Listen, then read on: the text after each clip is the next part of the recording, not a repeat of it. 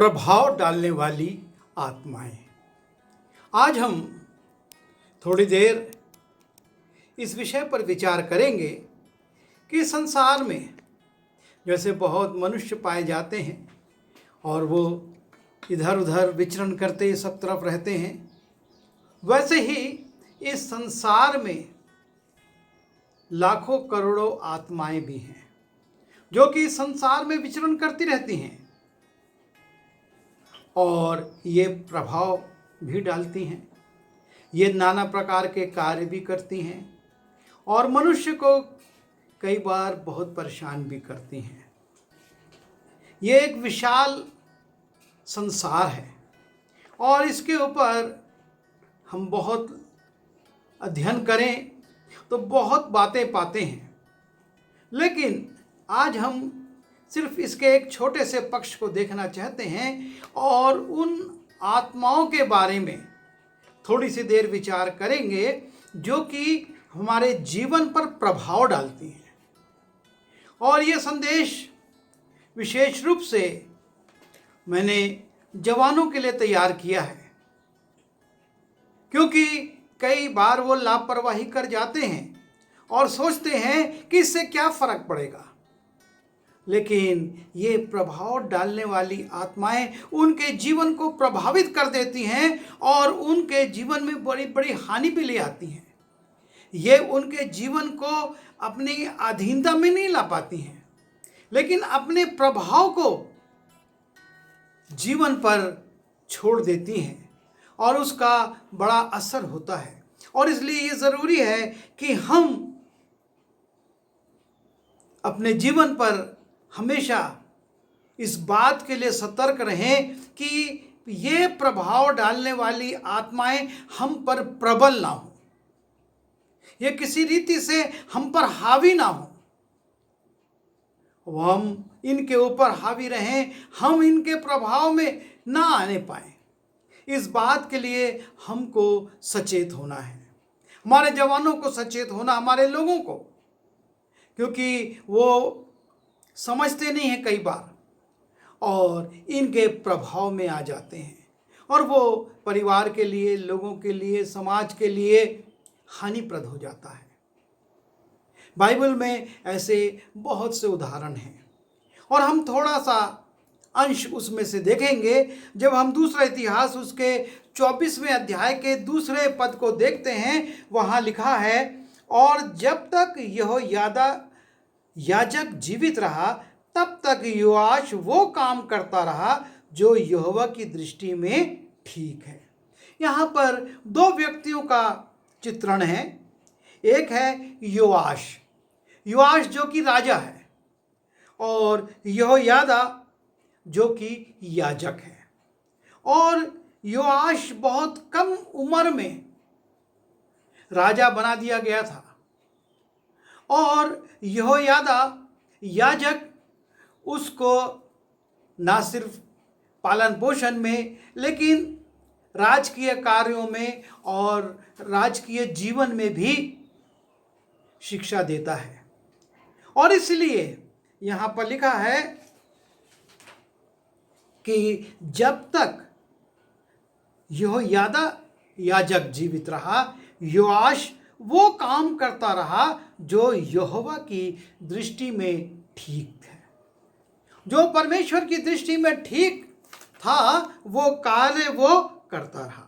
जब हम चौथे पद को देखते हैं तो लिखा है कि इसके बाद योआश के मन में यहोवा के भवन की मरम्मत करने की मनसा उपजी।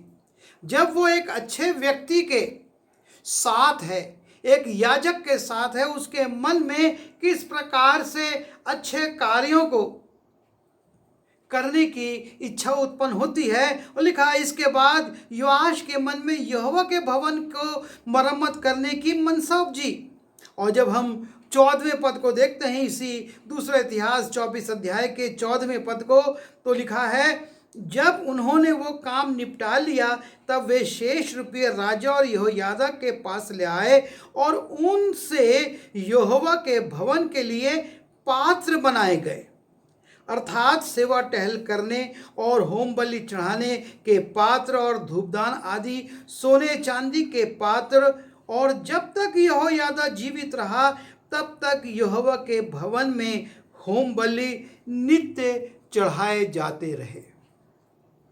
ये है यहोयादा याजक के प्रभाव से किए गए काम। जब वो है, क्योंकि योआश राजा के लिए लिखा है कि जब योआश राजा हुआ तब वो 7 वर्ष का था। केवल उसकी आयु 7 वर्ष थी और 40 वर्ष तक वो यरूशलेम में राज्य करता रहा। इतनी कम उम्र में वो राजा बना दिया गया। वो परिस्थितियां दूसरी थी, आज हमारा अध्ययन उस पर नहीं है, लेकिन यह है कि यहोयादा याजक जो था वो योआश का एक तरह से देखा जाए तो धर्म पिता था। सिर्फ धर्म गुरु ही नहीं था, धर्म पिता था, और वो उसको मार्गदर्शन देता था। और उसका प्रभाव, उसके जीवन का प्रभाव, एक अच्छे व्यक्ति के जीवन का प्रभाव किस प्रकार से योआश राजा के जीवन में होता है, यह पर इस बात को हम देखते हैं। और उसके बाद जब हम इसी दूसरा इतिहास उसके 24वें अध्याय के 17वें और 18वें पद को देखते हैं, वहां पर देखिए क्या लिखा है। यहोयादा के मरने के बाद यहूदा के हाकिमों ने राजा के पास जाकर उसे दंडवत की और राजा ने उनकी मानी। तब वे अपने पितरों के परमेश्वर यहोवा का भवन छोड़कर आशेरों और मूर्तों की उपासना करने लगे। सो उसके ऐसी दोषी होने के कारण परमेश्वर का क्रोध यहूदा और यरूशलेम पर भड़का। यहोयादा राजा से मरने के बाद, यहोयादा याजक है और राजा उसके मरने के बाद दूसरे हाकिमों के प्रभाव में आ जाता है। लिखा है यहोयादा के मरने के बाद यहूदा के हाकिमों ने राजा के पास आकर उसे दंडवत की और राजा ने उनकी मानी। अब प्रभाव दूसरे लोगों का आ रहा है। याजक जो बचपन से उसको शिक्षा देता आया वो मर गया है और दूसरे हाकिम अब आ गए हैं और राजा को सलाहें दे रहे हैं और राजा उनकी सलाहों को मानकर, लिखा है कि परमेश्वर के यहोवा के भवन को छोड़कर आशेरों और मूर्तों की उपासना करने लगा। ये है प्रभाव उन आत्माओं का जो कि सही जीवन नहीं जीती हैं। और उन्होंने इस राजा को,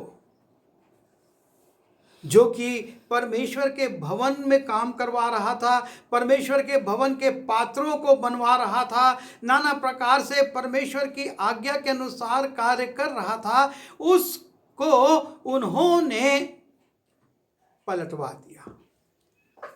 जो यहोवा के भवन में काम करता था वो आशेरा और दूसरे देवी देवताओं की अधीनता में चला गया। और इस प्रकार से हम देखते हैं कि योआश के जीवन में पतन आ गया। वो नहीं समझता था कि यहोयादा के रहने से और इन नए हाकिमों के आ जाने से क्या फर्क पड़ा, लेकिन एक बहुत बड़ा फर्क उसके जीवन में हम यहाँ पर देखते हैं। हम जब नए नियम में आते हैं और मत्ती रचित सुसमाचार उसके 3 अध्याय के 13वें पद को हम देखते हैं तो वहाँ पर हम देखते हैं कि यूहन्ना बपतिस्मा देने वाले का उल्लेख पाया जाता है। और यूहन्ना बपतिस्मा देने वाला जो कि प्रभु यीशु मसीह के सामने आया था इसलिए कि वो उसके लिए मार्ग सीधा करे, उसके लिए प्रचार करे, और वो इस कार्य को कर रहा था। और तब यीशु मसीह उसके पास आते हैं। उस समय यीशु गलील से यरदन के किनारे पर यूहन्ना के पास उससे बपतिस्मा लेने आया। जिस उद्देश्य से यूहन्ना को परमेश्वर ने भेजा था वो प्रचार कर रहा है, मन फिराओ क्योंकि परमेश्वर का राज्य निकट है। और उसी बीच में जब वो बपतिस्मे दे रहा था, यीशु मसीह भी आते हैं। और जैसे वो यीशु मसीह को देखता है तो कहता है, परंतु यूहन्ना ये कहकर उसे रोकने लगा कि मुझे तेरे हाथ से बपतिस्मा लेने की आवश्यकता है और तू मेरे पास आया है। वो पहचान लेता है कि यीशु मसीह कौन है, क्या चीज है। और इसलिए जब यीशु मसीह बड़ी दीनता और नम्रता के साथ सामान्य लोगों के बीच में उसके सामने आते हैं कि मुझको भी बपतिस्मा दे दे, तो वो यीशु मसीह से कहता है, मुझको, मैं तुझसे बपतिस्मा लूं, ना कि तू मुझसे बपतिस्मा ले। और तब यीशु मसीह कहता है, अभी तो ऐसे ही होने दे। और हम आगे पढ़ते हैं, जब पहला यूहन्ना उसके पहले अध्याय के 29वें पद में वहां पर लिखा हुआ है, दूसरे दिन यीशु को अपनी ओर आते देखकर कहा, देखो ये परमेश्वर का मेमना है जो जगत का पाप उठा ले जाता है। और 34वें पद तक इन सब बातों का उल्लेख है।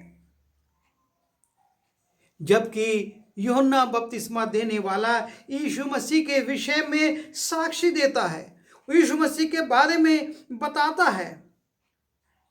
और उसके बाद हम 35वें पद में जाते हैं तो फिर लिखा है, दूसरे दिन फिर यूहन्ना और उसके चेलों में से 2 जन खड़े हुए थे और उसने यीशु पर जो जा रहा था दृष्टि करके कहा, देखो ये परमेश्वर का मेमना है।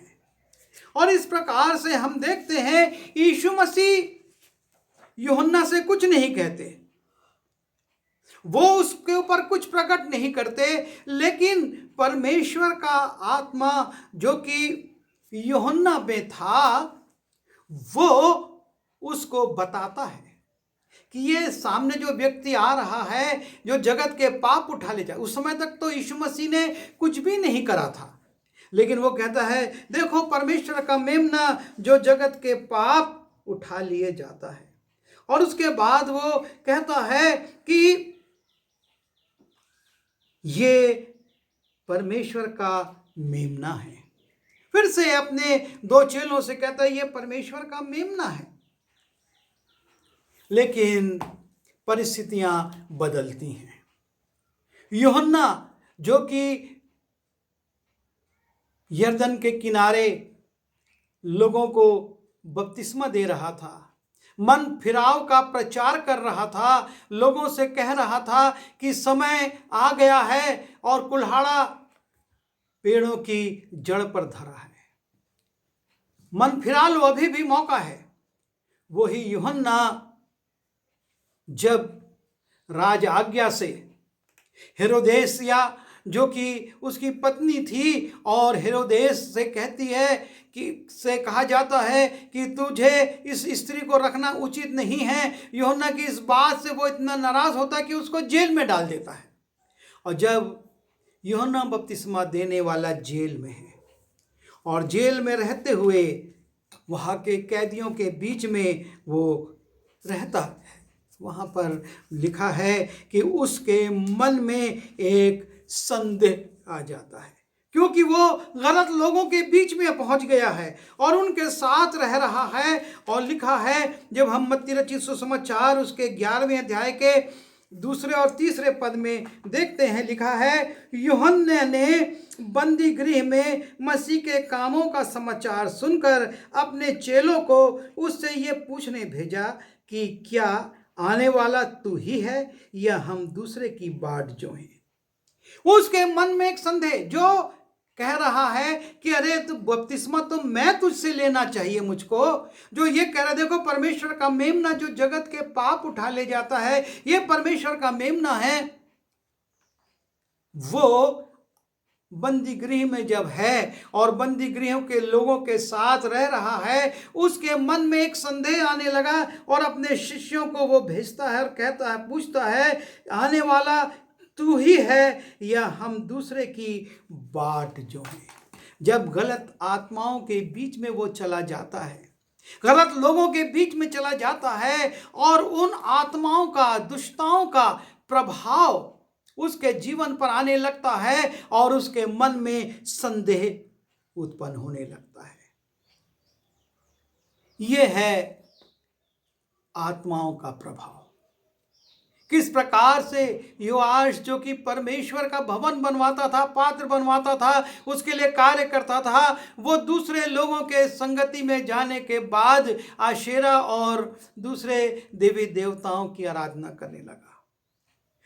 ये यूहन्ना बपतिस्मा देने वाला, जो कि यीशु मसीह को दूर से पहचान लेता था और अपने चेलों से कहता, देखो ये परमेश्वर का मेमना है, ये जगत के उद्धार के पापों को उठाकर ले जाता है, उद्धार करता है। वो कहता है कि हम दूसरे की बाट जो है या तू ही है। उसके मन में संदेह आ जाता है। और जब हम पहला राजा उसके 11वें अध्याय के पहले पद से 13वें पद में जाते हैं, वहाँ पर संसार का सबसे बुद्धिमान, सबसे धनाढ्य, सबसे आशीषित राजा है सुलेमान। और राजा सुलेमान, जिससे कि परमेश्वर ने 2 बार बातें की, परमेश्वर ने उससे 2 बार बातें की और उसको वरदान दिए, क्योंकि उसने परमेश्वर से बुद्धि मांगी थी और परमेश्वर प्रसन्न होकर उसको वरदान देता है। लेकिन लिखा हुआ है कि जब सुलेमान बूढ़ा हुआ, तब उसकी स्त्रियों ने उसका मन पराये देवताओं की ओर बहका दिया और उसका मन अपने पिता दाऊद की नाई अपने परमेश्वर यहोवा पर पूरी रीति से लगा ना रहा। सुलेमान तो सीदोनियों की अश्तारोत नाम देवी और अम्मोनियों के मिलकोम नाम घृणित देवता के पीछे चला, और सुलेमान ने वो किया जो यहोवा की दृष्टि में बुरा है, और यहोवा के पीछे अपने पिता दाऊद की नाई पूरी रीति से ना चला। सुलेमान के पास जब राज स्थिर हो गया, उसने कार्य कर लिए, और तब उसके लिए लिखा है कि उसने बहुत सारी स्त्रियों से विवाह कर लिया, और वो उन स्त्रियों के साथ जब रहता है, जब उनके बीच में आता जाता है, तो वो उनका मन परमेश्वर की ओर से हटा देती है। लिखा है, और उसके 700 रानियां और 300 रखेलियां हो गईं, और उसकी इन स्त्रियों ने उसका मन बहका दिया। ये अन्य जातियों में से आई थी, इनके देवी देवता दूसरे थे, और जब सुलेमान इनकी संगति में आ जाता है, इनके प्रभाव में आ जाता है, तो वो सुलेमान जिसने कि परमेश्वर से बातचीत की थी, वो अपने सच्चे परमेश्वर को छोड़कर उसके देवी देवताओं की आराधना करने लगता है। और इसलिए लिखा है, तब यहोवा ने सुलेमान पर क्रोध किया, क्योंकि उसका मन इस्राएल के परमेश्वर से फिर गया था, जिसने 2 बार उसको दर्शन दिया था। परमेश्वर उससे क्रोधित हो गया। सिर्फ कारण यह था कि गलत संगति में वो चला गया और उनकी आत्माओं के प्रभाव में आ गया। उन स्त्रियों ने उसके जीवन में उस बात को प्रभावित कर दिया, और यही भूल हम शिमशोन के जीवन में देखते हैं। न्यायियों की पुस्तक में उसका उल्लेख है, 11, 12, 13, 14 अध्यायों में पूरा वर्णन है। लेकिन जब हम न्यायों की पुस्तक उसके 14वें अध्याय में जाते हैं, वहाँ पर हम देखते हैं शिमशोन के विषय में लिखा हुआ है कि शिमशोन जो इतना बलशाली था, जिसके प्रभाव से पलिश्ती घबराते थे, और जब वो शिमशोन हम उसके न्यायों उसके 14वें अध्याय के 15वें और 16वें पद में पाते हैं, लिखा है, 7वें दिन उन्होंने शिमशोन की पत्नी से कहा, अपने पति को फुसला कि वो हमें पहेली का अर्थ बताए, नहीं तो हम तुझे और तेरे पिता के घर समेत आग में जलाएंगे। जिस स्त्री के से उसने विवाह किया, उस स्त्री पर उसके समाज के और उसके देश के लोग प्रभाव डाल रहे हैं कि तू उस पहेली को पूछ। और उस पहेली को पूछने का मतलब ये था कि शिमशोन उनको उस राशि को और उन चीज़ों को देता जो उसने ठहराई थी, और शिमशोन पर वो स्त्री प्रबल होती है और उसके प्रभाव में आकर वो बता देता है, और उसका परिणाम कि वो फलिश्तियों को वो सारी चीज़ें देता है। और उसके बाद हम तिरसा में भी देखते, और हम देखते हैं कि उसके बाद शिमशोन किस प्रकार से दलीला के प्रभाव में आ जाता है और अपने भेद को प्रकट कर देता है कि मेरे इस बल का जो भेद है और वो मेरे सिर की लटें हैं, और यदि ये काट दी जाएं तो मैं बिल्कुल साधारण मनुष्य बन जाऊंगा। और दलीला का प्रभाव शिमशोन पर इतना है कि वो उसको लिटाकर उसकी लटें कटवा रही है, लेकिन शिमशोन शांत लेटा हुआ है। और जब सब लटें कट गईं और उसने कहा, शिमशोन सावधान, फलिश्ती आते हैं, वो सोचने लगा मैं पहले के समान उठूंगा और झटकूंगा और बंधनों से मुक्त हो जाऊंगा, लेकिन परमेश्वर उसको छोड़ चुका था। परमेश्वर उसको छोड़ दिया था, और इसलिए शिमशोन पकड़ा गया, उसकी आंखें फोड़ दी गईं, उसको पीतल की बेड़ियां बांध दी गईं और उसको चक्की जेल में पीसना पड़ी, सिर्फ दलीला का प्रभाव, एक गलत स्त्री के प्रभाव में, गलत आत्मा के प्रभाव में वो आ गया। और इसलिए ये बहुत ज़रूरी है कि हम इससे बचें। और इसके लिए जब हम देखते हैं परमेश्वर के वचन में किस प्रकार से दाऊद भजन संहिता का आरंभ ही इस बात से करता है। वो भजन संहिता के आरंभ में पहले अध्याय के पहले पद में कह देता है, क्या ही धन्य है वो पुरुष जो दुष्टों की युक्ति पर नहीं चलता।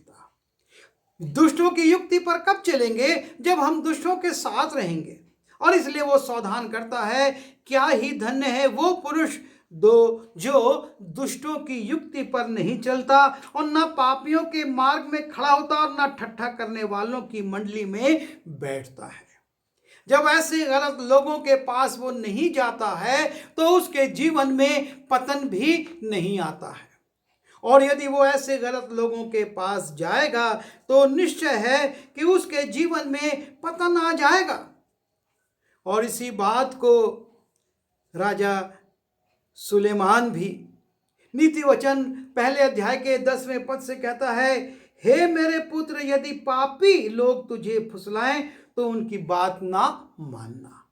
और 10वें पद से लेकर 15वें पद तक सुलेमान इस बात को समझाता है अपने बेटे को, यदि वे कहें हमारे संग चल, हम हत्या करने के लिए घात लगाएं, हम निर्दोष की ताक में रहें, हम अधोलोक की नाई उनको जीवता कब्र में पड़े हुओं के समान समूचा निकल जाएं, हमको सब प्रकार के अनमोल पदार्थ मिलेंगे, हम अपने घरों को लूट से भर लेंगे, तू हमारा साजी हो जा, हम सबों का एक ही बटुआ हो,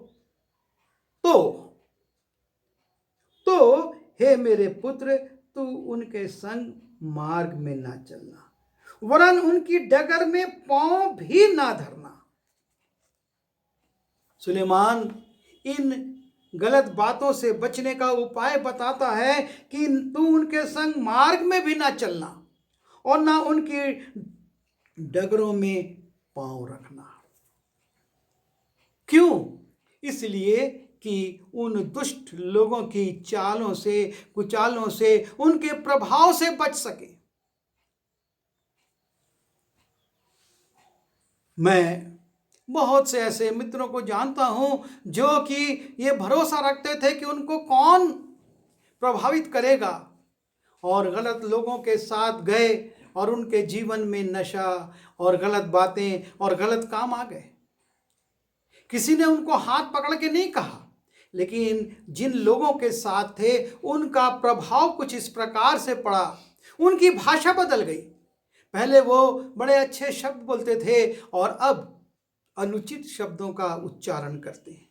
कारण गलत लोग, गलत संगति, गलत आत्माओं का प्रभाव, और उन प्रभाव के कारण उनके जीवन में पतन आ गया।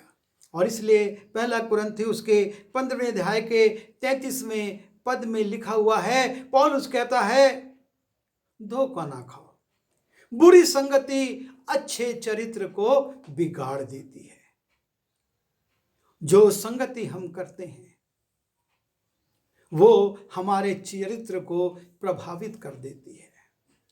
सुलेमान जैसे राजा के जीवन को उसने प्रभावित कर दिया और सच्चे परमेश्वर को छोड़कर वो हाथ के बनाए देवी देवताओं में लगा। योआश के साथ भी यही हुआ। यहोयादा उसके साथ रहा, वो परमेश्वर के भवन को बनाता रहा, और यहोयादा मर गया और उसके बाद वो अशेरा और दूसरे देवी देवताओं के पास चला गया। शिमशोन के साथ भी यही हुआ। परमेश्वर ने उसको इतनी सामर्थ्य दी और इतना इस्तेमाल किया, लेकिन दलीला के प्रभाव में वो बर्बाद हो गया। हम इस बात के लिए चिंतन करें, हम इस बात के लिए सोचें कि कहीं जाने अनजाने में ये आत्माएं हमको प्रभावित तो नहीं कर रही हैं। यूहन्ना बपतिस्मा देने वाले जैसे व्यक्ति को जब वो प्रभावित करके संदेह उत्पन्न कर सकती हैं उसके हृदय में, बता तू कि हम तुझ पर विश्वास करें या किसी और की बाट जो है, जिसने उसी की गवाही दी थी, पर अब उसके दिल में संदेह आ गया।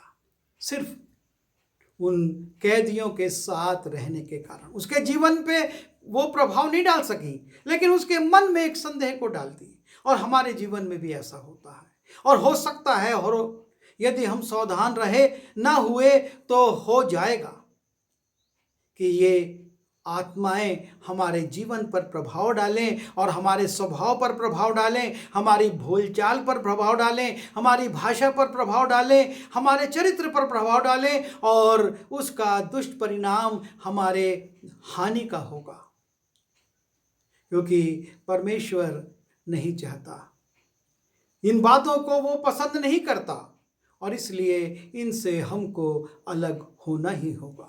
और इसलिए हम इससे बचें, बुरी संगति अच्छे चरित्र को बिगाड़ न दे। आइए दुआ करें। प्रभु जी, हम आपकी ओर ताकते हैं। इस संसार में रहते हुए ये दुष्टता की आत्माएं चारों ओर विचरण करती हैं और हमारे जीवन को प्रभावित करना चाहती हैं, लेकिन आप सहायता कीजिए और हमको दृढ़ करिए कि हम ऐसे लोगों की संगति में ना जाएं जो कि हमारे जीवन को हानि पहुंचा सकते हैं, पर हम पवित्र लोगों के साथ रहें, जैसे कि यहोयादा राजा याजक के साथ रहकर योआश ने अपने जीवन को सही मार्ग पर चलाया।